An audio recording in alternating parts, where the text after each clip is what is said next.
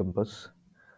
आज मार्केट के अंदर निफ्टी और बैंक निफ्टी में एंड ऑफ द डे आज एक सेलिंग प्रेशर आया था। ये 15 मिनट्स का चार्ट है निफ्टी का। एंड ऑफ द डे यहाँ पे भी सेलिंग प्रेशर आया है और बैंक निफ्टी के अंदर भी and of the day selling pressure आया था।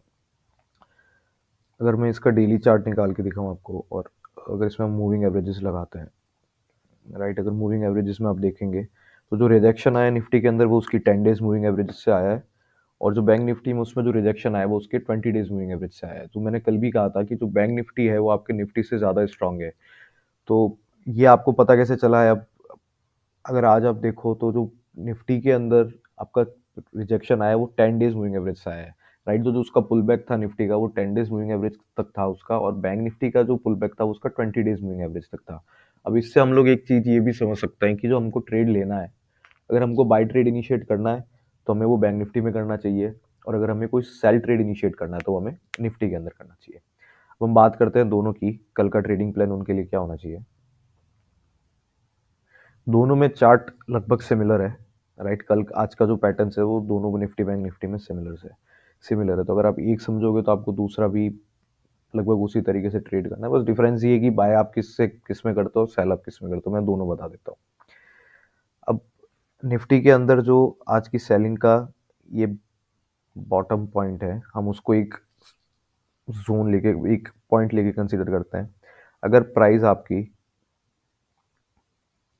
कल, हमको एक तो ट्रेड कहाँ नहीं करना है, ये जो रेंज बनाई है इसने 200 पॉइंट की, राइट, जो end of the day selling आई थी उसने जो ये 200 पॉइंट की जोन बनाई है, हमको इसके बीच में ट्रेड नहीं करना है, राइट। हम दो चीज़ों का वेट करेंगे कि या तो प्राइस अगर यहाँ कहीं ओपन होता है तो वो यहाँ तो इस रेंज तक आए, या फिर ये रेंज के अपर पार्ट तक जाए, राइट। पहले मैं, अगर ये बॉटम तक आता है, यहाँ पे बॉटम रेंज के बॉटम पार्ट तक, तब हमको कैसे ट्रेड करना है। अब हमको ये पता है कंसोलिडेशन में अगर कोई प्राइस उस कंसोलिडेशन के बीच से उसके लोअर रेंज में आ रही है, ठीक है, राइट, अगर वो यहाँ आ रही है तो यहाँ पे भी हम दो चीज़ें हो सकती है, या तो वो यहाँ पे सपोर्ट लेके ऊपर जाएगी, या फिर वो यहाँ पे एक ब्रेक डाउन देके नीचे की तरफ जाएगी। सपोज अगर कल वो प्राइस यहाँ आके हमें एक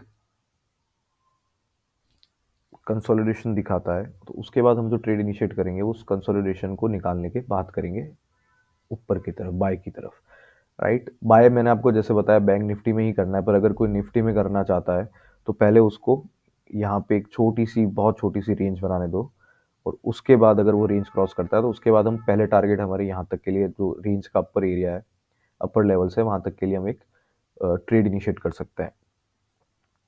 पर अगर ये उस इस रेंज को ब्रेक डाउन करता है, राइट, जो हमने ये रेंज बनाई हुई है,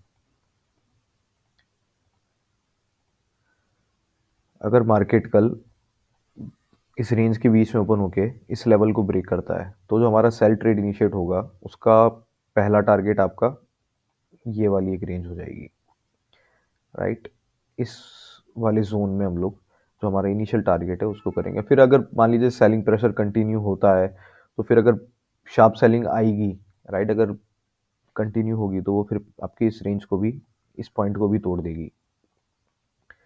पर ये मुझे कल लगता नहीं, दिख मतलब होता हुआ ज़्यादा नहीं लगता है निफ्टी बैंक निफ्टी दोनों के अंदर कि इसका बॉटम टूटेगा उसका कल। अब ऐसा क्यों लगता है? क्योंकि अगर हम देखें ना, अब आप ये सोचो कि रोज तो कोई ट्रेंडिंग मूव आपको दिखेगा नहीं, राइट, और बजट भी आ रहा है तो बजट से पहले भी है ना, इतने वॉलेटाइल मूव जनरली जनरली नहीं आते हैं। तो फिर भी मार्केट है, कुछ भी हो सकता है, इसलिए हम लोग हर चीज़ के लिए प्लान बना लेते हैं। बताया वाला टूटता है तो उसके बाद हमारा जो पहला टारगेट होगा वो इस लेवल तक होगा। और अगर बैंक निफ्टी की बात करें, बैंक निफ्टी में भी सेम है। ये आज का जो सेलिंग प्रेशर आया था उसका बॉटम है, तो इसमें भी अगर मार्केट यहाँ मिड ऑफ द रेंज कहीं ओपन होता है, वेट करेंगे उसका यहाँ तक आने का, यहाँ आ गया तो यहाँ के बाद अगर ये यहाँ कंसोलिडेशन दिखाता है तो ऊपर की तरफ हम एक यहाँ तक का ट्रेड ले सकते हैं, इस रेंज तक का। अगर तोड़ता है तो हम लोग इसके अंदर जो हमारा पहला टारगेट होगा वो होगा यहाँ तक का, जो कि आपका लेवल है 48,300 तक का। हम लोग एक सेल ट्रेड इनिशिएट कर सकते हैं और ऊपर की तरफ कर सकते हैं, वो आएगा आपका 49,230 के आसपास का ट्रेड। अब गोल्ड की बात करते हैं हम। गोल्ड में मैंने देखिए गोल्ड में मैंने कल आपको बताया था कि मैं जो ट्रेड का वेट कर रहा हूँ, मेरे ट्रेड प्लान के हिसाब से क्या था कि जो प्राइस है आपकी, वो प्राइस यहाँ पे आएगी, इस रेंज के अंदर आनी चाहिए। ठीक है, तब मैं, अब इस रेंज का ब्रेकआउट होता है या ब्रेकडाउन होता है, उसके बाद मैं मेरी ट्रेड इनिशिएट करूंगा। पर अभी हो क्या रहा है, मार्केट ने जो है, मैंने जो रेंज मेरे ट्रेडिंग प्लान के अकॉर्डिंग सेट की थी, उसी के ऊपर एक कंसोलिडेट करने लग गया। मैंने कल भी कहा था कि गोल्ड के अंदर मैं हमेशा प्रीफर करता हूँ कि 2-3 घंटे या उससे ज़्यादा का कंसोलिडेशन फॉर्म हो, और फिर उसके ब्रेकआउट ब्रेकडाउन पे मैं अपनी कोई ट्रेड इनिशिएट करता हूँ। सेम चीज़ इसके अंदर हो रही है, और मैंने एक ट्रेड इनिशिएट कर भी दी है इसके अंदर। ये जो आपका लगभग 8-10 घंटे का जो ये कंसोलिडेशन है, इसका ब्रेकआउट हुआ था यहाँ पे। अब इसमें मैंने ट्रेड किस तरीके से इनिशिएट की है और कौन सी कैंडल पे की है, वो मैं आपको समझाता हूँ।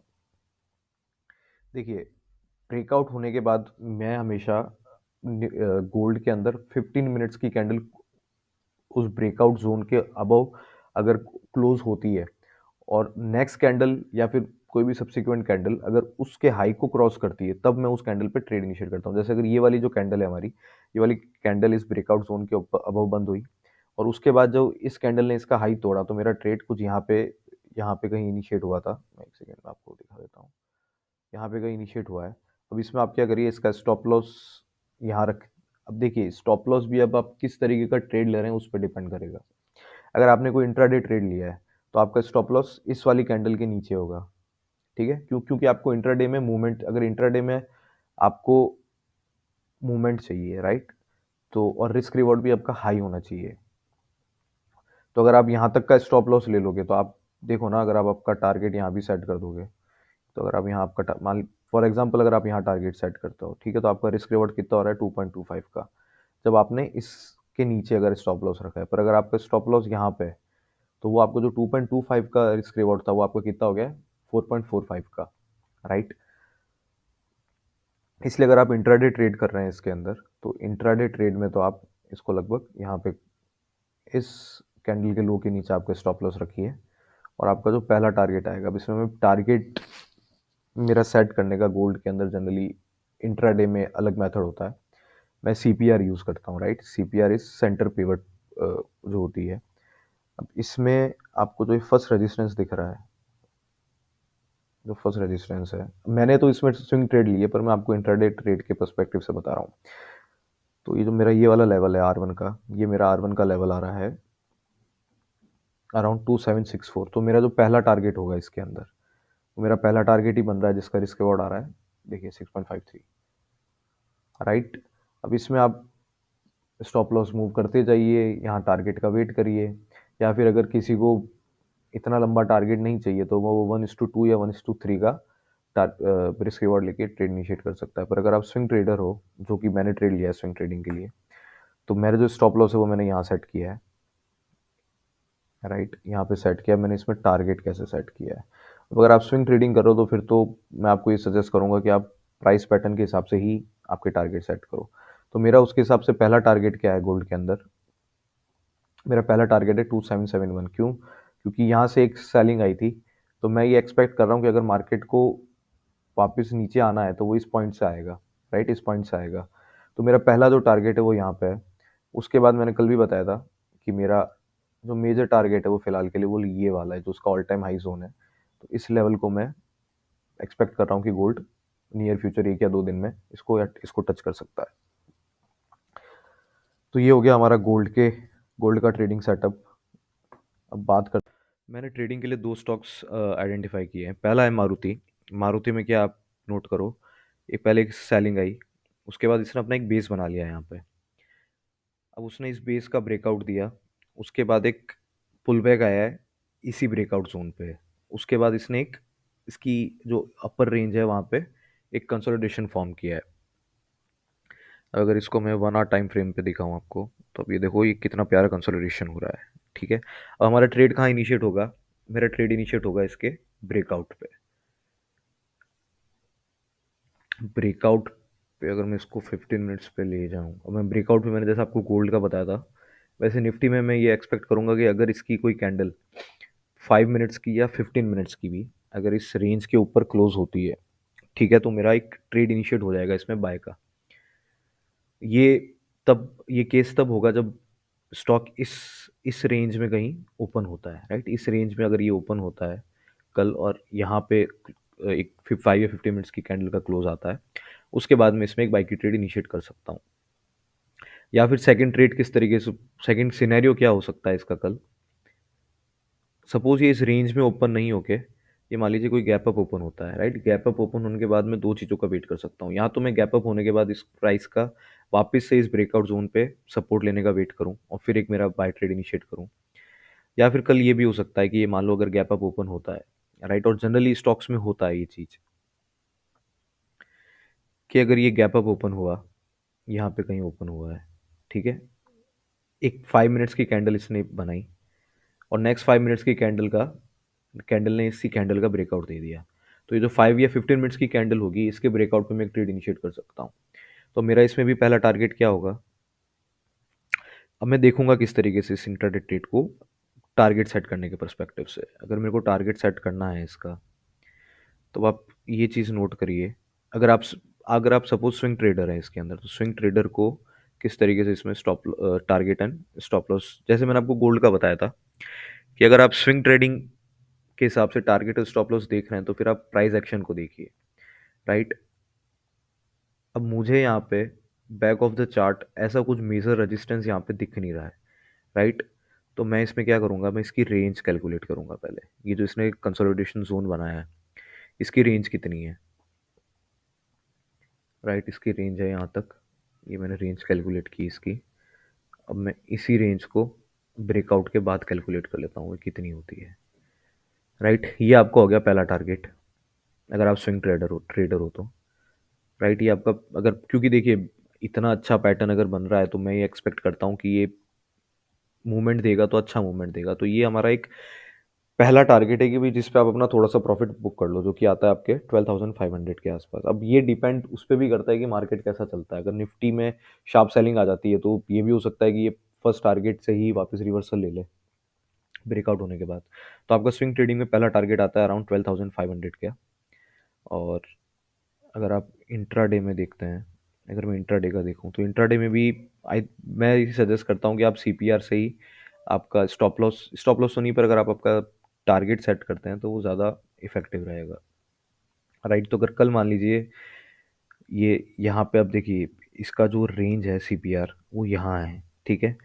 क्यों? क्योंकि आज एक अपमूव आया था इसके अंदर मारुति के अंदर। तो कल क्या होगा ना, कल इसकी जो ये सीपीआर वाली रेंज है ये इसके अराउंड कहीं आ जाएगी, राइट? इसके अराउंड अगर इसकी रेंज आ जाती है तो मैं ये वेट करूंगा कि इस ब्रेकआउट जोन के ऊपर इसका R1 कहाँ है और इसका R2 कहाँ है, और उन्हीं को मैं मेरा टारगेट 1 और टारगेट 2 लेके चलूंगा। अब बात करते हैं हम सेकेंड स्टॉक की, जो कि है सन फार्मा।